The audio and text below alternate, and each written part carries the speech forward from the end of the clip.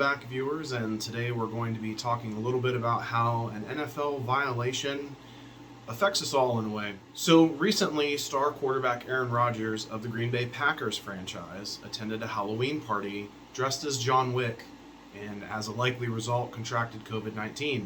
He attended that party with another player, Aaron Rodgers. Both of the players were then subsequently fined $14,650 each. And their franchise organization, the Green Bay Packers, were fined $300,000 by the NFL for violating the league's COVID-19 protocols. What do those fines mean? How does it impact the players and the organization financially? Who determined that they would be fined? And how does that tie into everyday life? And of course, the biggest question, is it legal for a business to do this?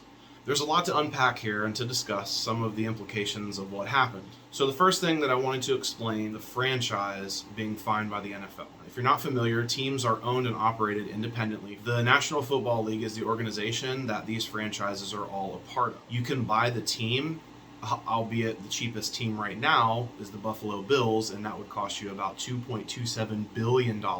And then you as an owner are governed by the policies and procedures of the National Football League. One of the major parts of the NFL is the Players Association, or the NFLPA, which is a labor union representing National Football League players. The NFL obviously plays a major role in the modern world.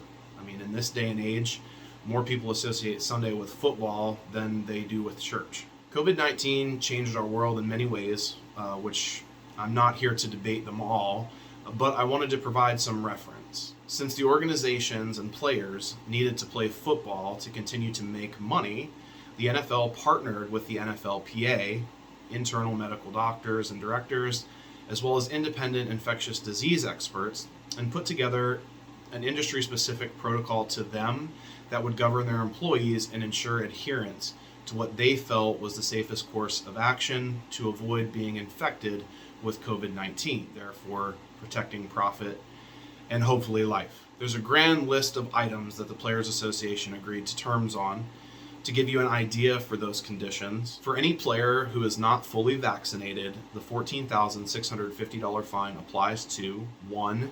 Engaging in in-person meetings, practices, and or training activities outside of club facilities with other players and or staff. 2. Attending an indoor nightclub or attending an indoor bar if the player is not wearing proper protective equipment. 3.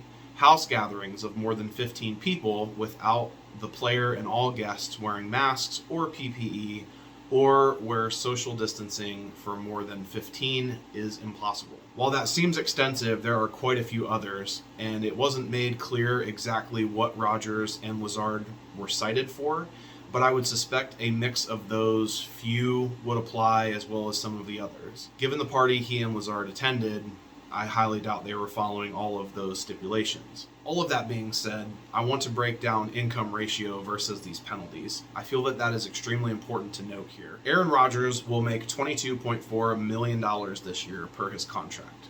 That doesn't include endorsements and other income, such as the discount double check, which means he will pay about 0.06 or 0.6% of his contract in the COVID violation penalty. The Green Bay Packers organization in 2019, which was the last normal year of operation before COVID, had an operating profit of $70.3 million.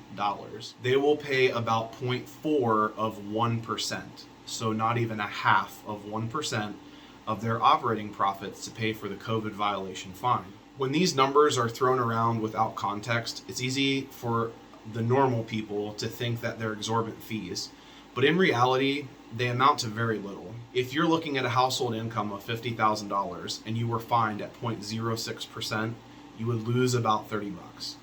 So in reality, Aaron Rodgers was fined for about $30 in pocket change. People are losing their minds over the NFL imposing fines on players as it relates to COVID-19.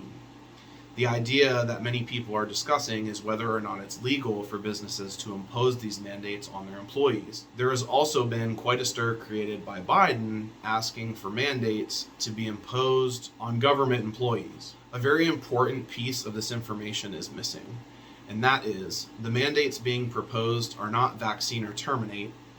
they are vaccine or test. This is a huge distinction in this argument. Also, whether you are applying this logic to government or private business is extremely important. If the government demands vaccine or loss of job, an argument could be made that they have no right to tell you how to take care of your health, what you must put into your body, or threaten your livelihood without an injection. Again, I will note the plan that was suggested, although not advertised, was vaccine or test, not terminate. That concept could also be debated, but it's far less intrusive. If a business demands that you have the vaccine administered or loss of job, they have the right to conditions of employment. Whether we agree with it or not, there is an argument to be made that this same right exists for government employees and that they could claim the same case. I personally don't agree, but back to the matter at hand, private employers. In reality, it would be perfectly legal for any private company to impose a vaccine or terminate stance, especially in states that are right to work. However, there is no right to legal protection from making those type of decisions, which could invite and probably would invite lawsuits. If the company provides you notice and then says one of their conditions of employment are vaccination, they're within their legal rights to do so. No argument is being made here by me. I'm just trying to throw some truth out there, even if it does hurt. The employee then has every right to accept or refuse vaccination. They also have every right to seek employment elsewhere if they don't agree with that company's policies. Essentially, the vaccine mandate in this case is being held to the same standard as an enforced dress code or as a code of conduct, potentially a code of ethics, whatever that company requires.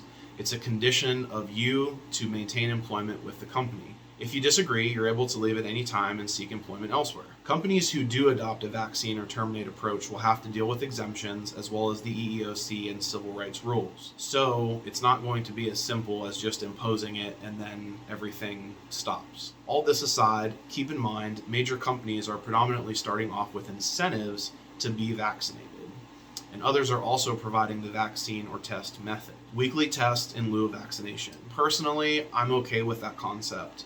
Again, in my personal view, the government works for the people, and anyone in government is accountable to the masses, or at least they should be. I don't believe the government should be able to impose vaccine or terminate terms on them unless, as a democracy, we vote as a majority that they are able to do so. So we went from the NFL to fines and restrictions imposed to vaccine mandates to employer and employee rights and the differences between vaccine or terminate and vaccine or test. We unpacked a lot of information here, and there is a massive amount to discuss. So consider the facts that were presented, and let's begin our next forum. Remember, think freely, discuss openly.